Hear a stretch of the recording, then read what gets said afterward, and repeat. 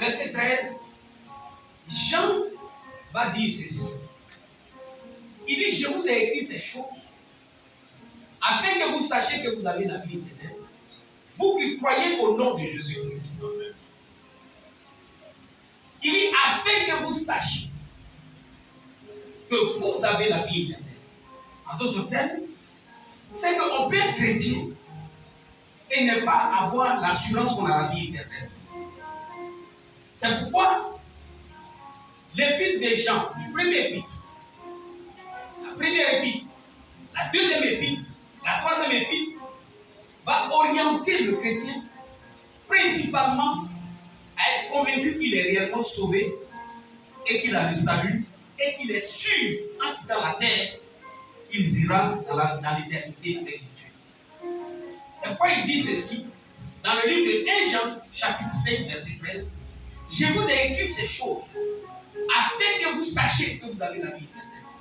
Bien aimé, l'objectif de cet enseignement ce matin, c'est pour t'emmener à comprendre, à être convaincu que toi, tu es vraiment sauvé. Et quand tu parles de ta chrétienté, que les gens ne t'amènent pas à douter, parce que tu as des indices de référence qui, toi, te permettent de dire que toi, tu es sauvé. Gloire à Dieu.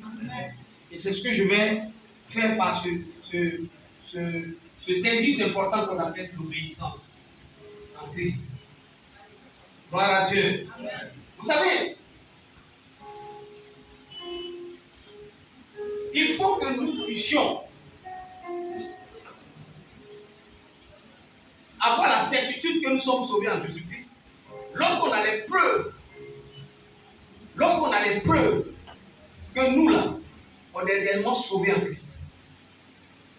Et les éléments de la preuve, des preuves, qui nous convainquent que nous sommes réellement sauvés en Jésus-Christ, c'est ce que nous avons prié tout le mois pour entrer dans la communion avec Dieu. Parce que dans la communion avec Dieu, d'abord, il y a d'abord ta relation avec le Saint-Esprit. Le Saint-Esprit ne peut avoir de relation développée avec toi que lorsque tu as une vie de prière. Vous comprenez que ta relation avec le Saint-Esprit, ta communion avec Dieu, peut être amaigrie tout simplement parce que tu ne pries pas. Tu comprends? Or, la communion avec Dieu est un indice important. Comment tu dis que tu suis Dieu et ta communion avec lui n'est pas normale?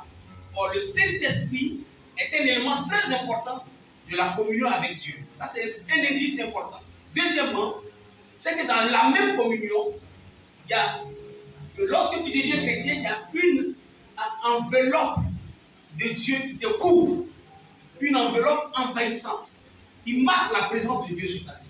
C'est pas au départ, toi-même tu es là, à un moment tu dis, oui, au début de ma prière, quand je suis devenu chrétien, quand il demande ça à Dieu, je vois qu'il m'exauce. Quand il fait cela, et puis tu voyais que tu étais zélé, tu allais partout prêcher, tu allais partout annoncer l'évangile, tu n'avais pas honte, tu te trouvais dans les assemblées, on te trouvait toujours en train de magnifier le nom de Jésus. Et dans la suite des temps, alors que tu dures dans cette affaire, tu remarques que tu deviens un peu froid, tu n'as plus le même zèle comme le départ. Tu as l'impression que Dieu t'a quitté. Non, il ne t'a pas quitté.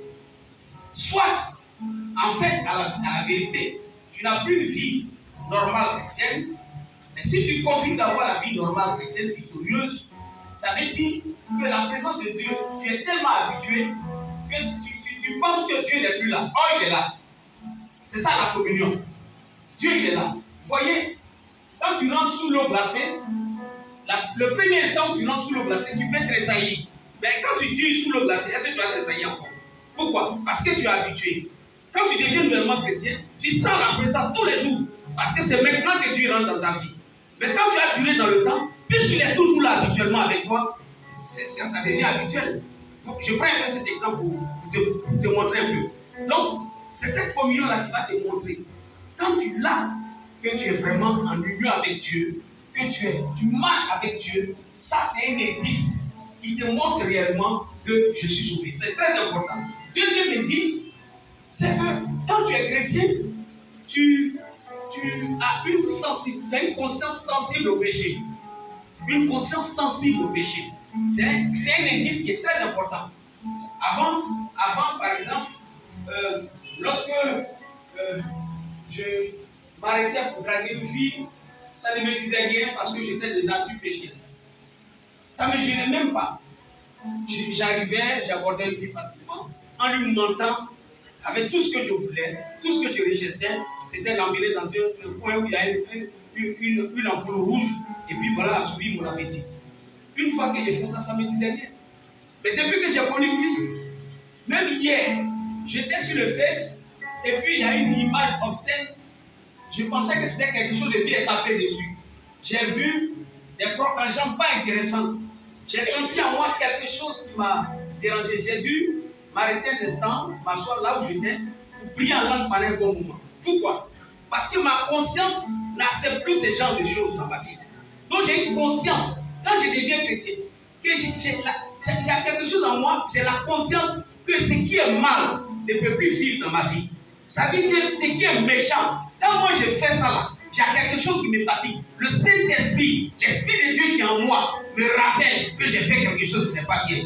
Quand tu vois que ça s'est développé en toi, il y a une conscience que tu prends chaque fois à ne pas faire le mal, à ne pas mentir, à ne pas voler, à ne pas commettre l'adultère, à ne pas commettre l'impudicité. Quand tu vois que ces choses dans ta conscience te fatiguent, quand tu as menti, quand tu n'as pas été honnête, quand tu as commis l'adultère, quand tu as fait quelque chose qui n'est pas bien, alors dans ta communion et la conscience que tu as, c'est un indice qui te montre que toi tu es dans ce monde, mais tu n'appartiens plus au monde. Est-ce que je parle à quelqu'un? Est-ce que je parle à quelqu'un? Troisième indice que nous allons voir ce matin, je n'ai pas eu le temps d'enseigner, mais un jour je vais venir là-dessus lorsqu'on aura enseigné certaines choses sur ces éléments. Mais ce matin, je me suis attardé sur cet élément que j'ai choisi, l'obéissance, à cause du thème que nous avons choisi ce trimestre, une église triomphante.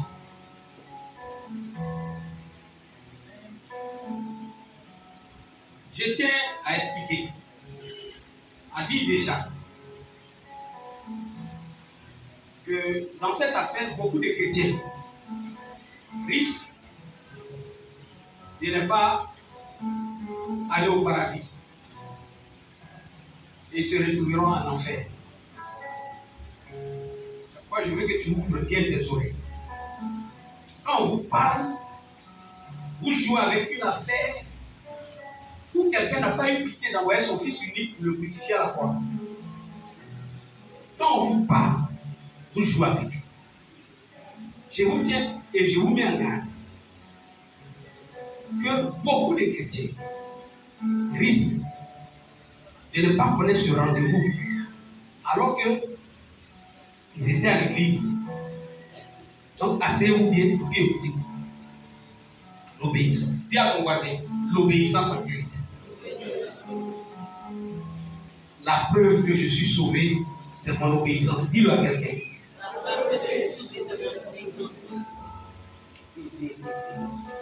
Voyez, la conscience du péché et puis la communion avec Dieu, ça c'est quelque chose qu'on dirait en bon français, c'est subjectif.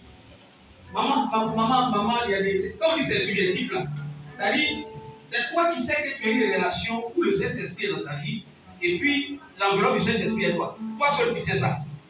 C'est toi aussi qui sais, dans ta tête là, quand il y a quelque chose de pas bon, toi tu sais. Est-ce que moi je sais ça? Voilà. Mais obéissance là, là tout le monde peut voir ça, c'est objectif. Là, tout le monde peut voir ça. Quand tu obéis à Dieu là, par ton comportement, on voit ça. Non, ça, est-ce que ça marche? Quand tu obéis à Dieu, c'est objectif. C'est clair, tout le monde voit que celui-là, celle-là, son obéissance à Dieu, quelqu'un ne peut pas. La personne qui peut faire ça. Donc ça, c'est plus objectif. L'autre là, c'est plus lié à toi, plus intimement à toi, ta relation avec Dieu. L'autre, c'est ta réaction, ton comportement vis-à-vis du monde et de ceux qui te regardent. Par rapport à ce que tu dis, tu es chrétien. Voyez, c'est ça qui nous fatigue aujourd'hui. Si vous voyez que le monde se moque de nous, ce n'est pas à cause de quelque chose. C'est parce que l'obéissance est en souffrance à l'église. Nous avons un problème avec l'obéissance. Et je crois que par cet enseignement, la parole de Dieu va descendre dans ton cœur pour te délivrer des chaînes qui viennent captives. Satan a rusé et il a arraché dans le cœur des fidèles, dans le cœur de l'église, la capacité de l'obéissance. Parce que quoi? Nous sommes ignorants. Et nous périssons dans cette affaire. Si nous voulons une église triomphante, comprenons l'obéissance. Comment donc connaître si nous sommes réellement sauvés? Quand Jean dit, je vous ai écrit ces choses, afin que vous sachiez que vous êtes réellement sauvés en Jésus-Christ. Comment toi tu peux connaître ça ce matin? Dis pasteur, parle-nous, pasteur, parle-nous. Voilà. Calme-nous.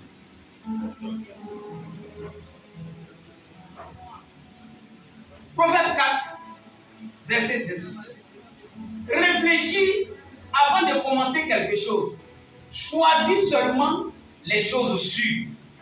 Ça, c'est version du second. Proverbe 4, verset 27. Ne va ni à gauche ni à droite, éloigne-toi du mal.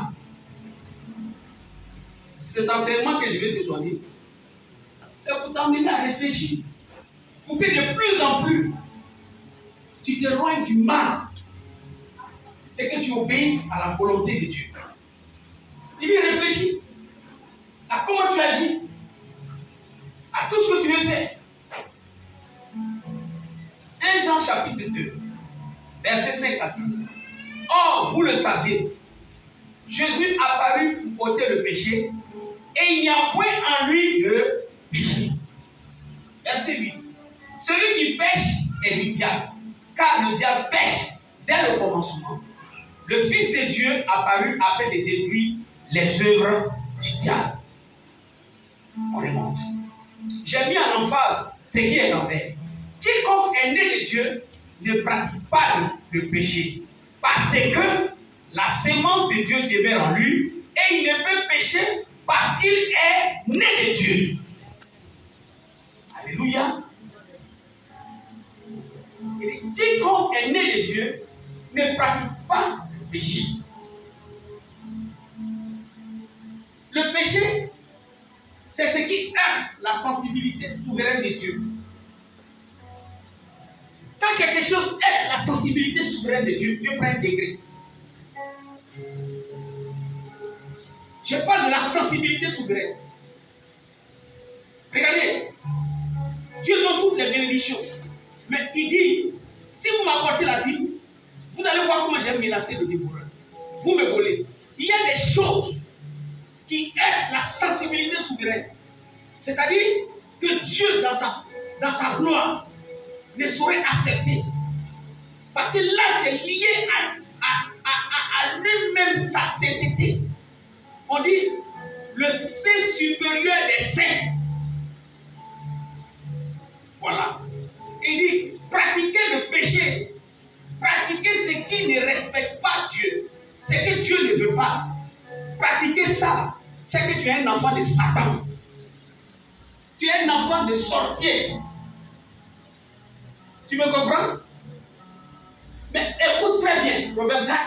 Il dit, ne regarde ni à gauche ni à droite. Parce que moi, Dieu, je vais te dire des choses que tu dois faire.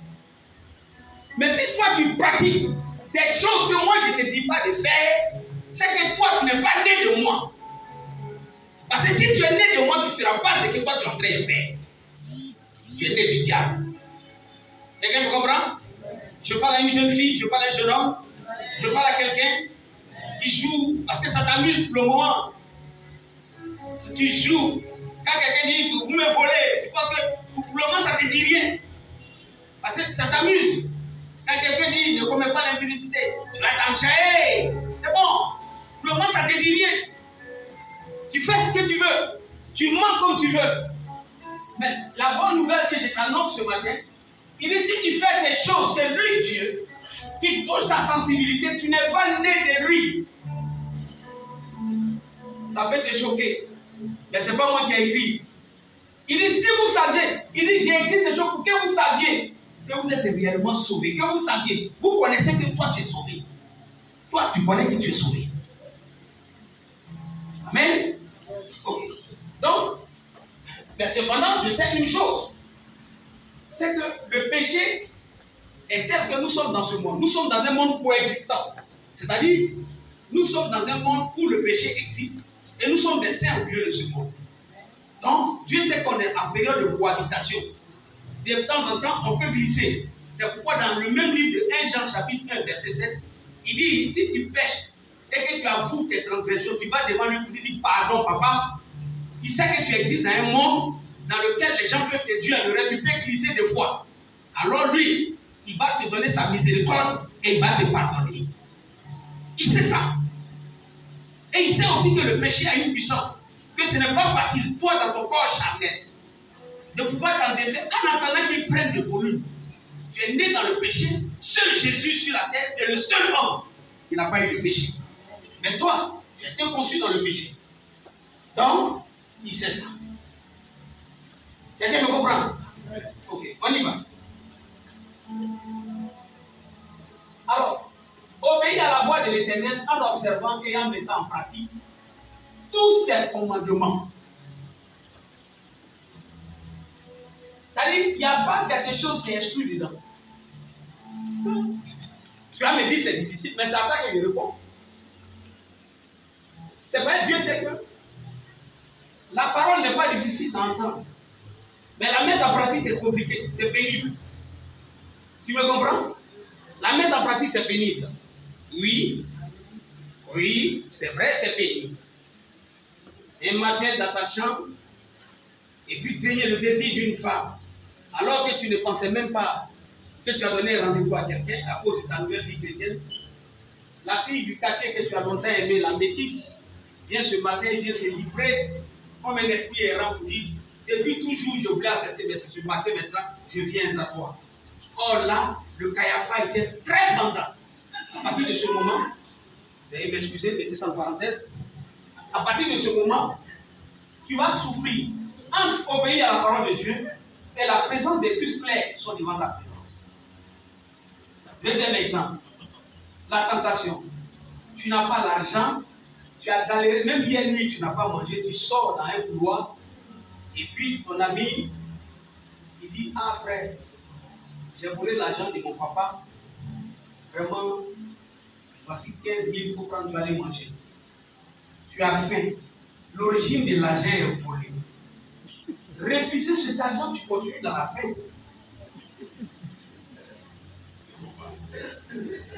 Donc le commandement, on te dit de ne pas t'associer aux voleurs. C'est vrai, le commandement n'est pas difficile à entendre. Mais le mettre en pratique, c'est pénible. La faim, 15 000. La faim, 15 000. 15 000, la faim. 15 000 volés. Quelqu'un me comprend? C'est là que ça devient pénible. C'est là que ça devient pénible. Dieu sait. On va vous expliquer. Vous voyez, tous les gens qui parlent dans les rues que vous entendez là, ils ont un problème avec l'obéissance.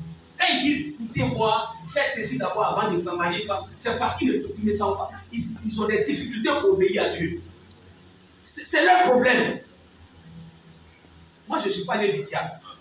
Et le Saint-Médecin ne crée pas une génération d'enfants, de fils de Dieu, qui vont être entretenus dans une fausse espérance et au dernier moment, au ciel là-bas, ils vont m'insulter. Bâtard de pasteur, tu nous as perdu le temps pour rien. Tu as pris nos dîmes, nos offrandes, c'était pour t'enrichir avec ta femme Patricia. Voleur que tu étais. Non, mais je vous dis la vérité. Je refuse. Mais je ferai comme Paul.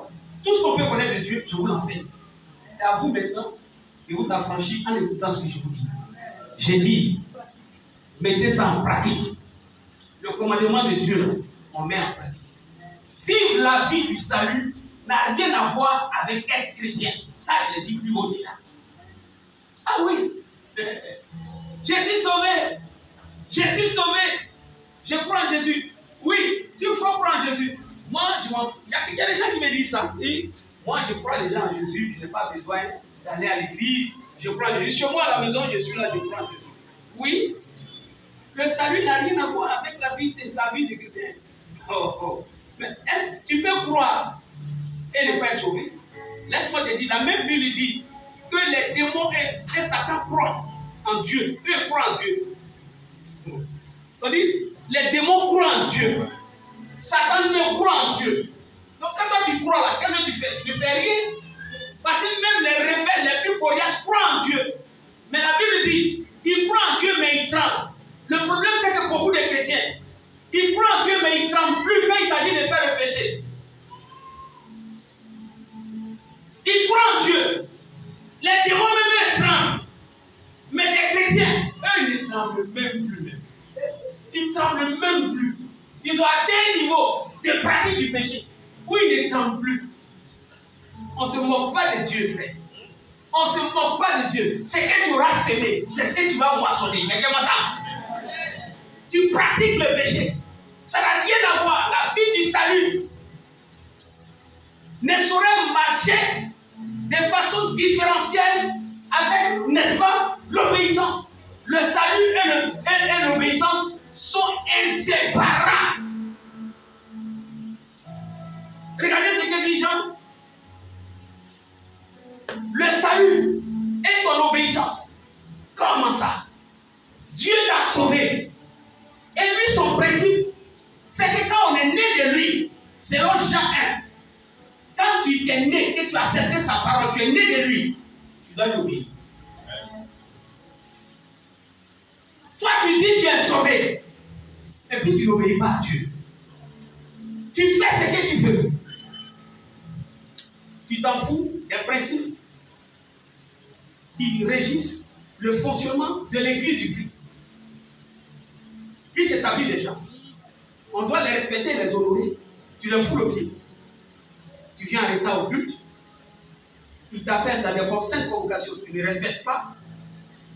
Quand il s'agit de faire la balance entre ce que le plaisir du monde te donne plus, ce que l'église réserve pour ta formation spirituelle, tu choisis plus le plaisir du monde. Chaque fois, quand Dieu est mis en évidence quelque part, Dieu n'est jamais la priorité pour toi. Tu peux confesser de ta bouche que tu es sauvé, que tu as le salut. Mon frère, la bonne nouvelle pour toi ce matin, que je t'annonce, c'est que l'obéissance et le salut, on ne peut pas détacher un de l'autre. Si tu es sauvé, c'est que tu dois obéir. Qu'il en soit ici pour ta vie. Amen. Qu'il en soit ici pour ta vie. Amen. Ok.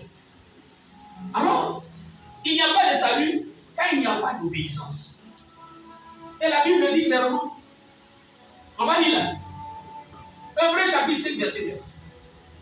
Jésus, qui après avoir été élevé à la perfection, est devenu pour tous ceux qui lui obéissent l'auteur des saluts éternels. Version Louis II. Quand j'ai lu la version Louis II, je comprends. Mais j'ai voulu que vous compreniez. Parce que la dernière fois, ma fille a dit quelque chose qui m'a plu. Elle dit, le diacre des quand il parle, ils comprennent pas, c'est en français, c'est bon.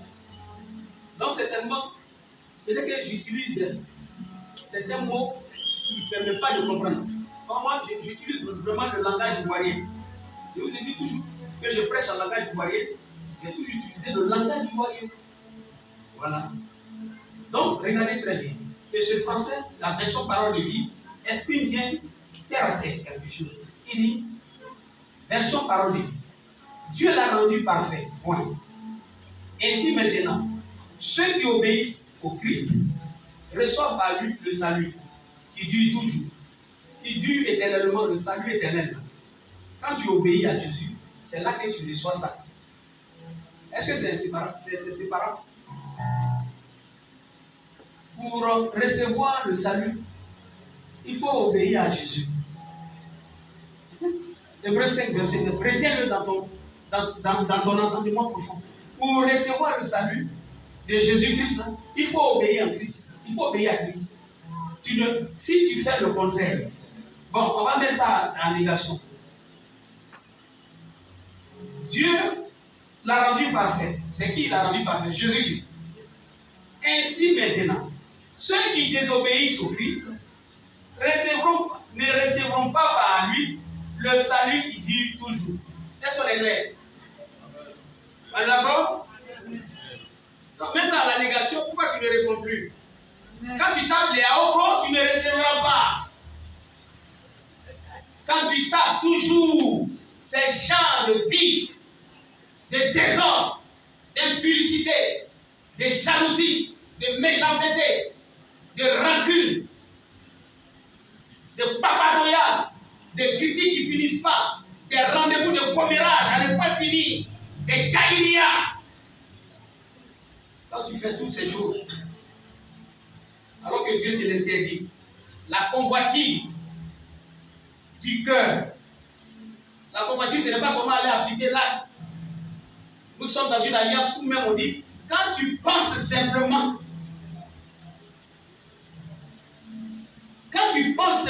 que la sœur en Christ, à moins que toi tu sois un frère en crise, si tu n'es pas en crise, quand tu penses simplement, et tu vois un film imaginaire, la sœur a un rendez-vous quelque part, quand tu es en train de faire ça, l'odeur que tu dégages ne plaît pas à Dieu. Ça, je t'informe. C'est la convoitise. Vous savez là où nous sommes arrivés dans cette alliance? Quelqu'un me comprend? Donc, quand je suis sauvé. C'est pourquoi il dit beaucoup de chrétiens risquent de se retrouver à l'enfer. Parce qu'ils croient que venir à l'église, avoir pour pasteur bar, être dans une communauté, ça suffit. Le reste, il sort, il fait sa dîme, il fait ses offrandes, il peut mener sa vie qu'il veut, il revient les dimanches, il danse, il s'en fout en pas. Ok? Tu vas finir en brochette quelque part en fumée. Tu vas finir en brochette.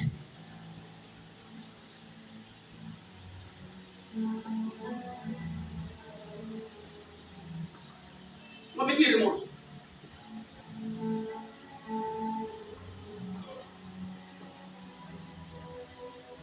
Oui, vas-y.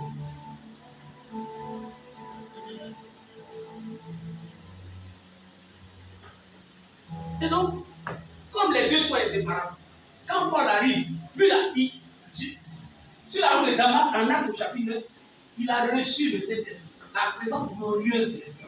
Et qu'est-ce que Paul qui a reçu ce grand ministère envoyé vers les nations, il dit, la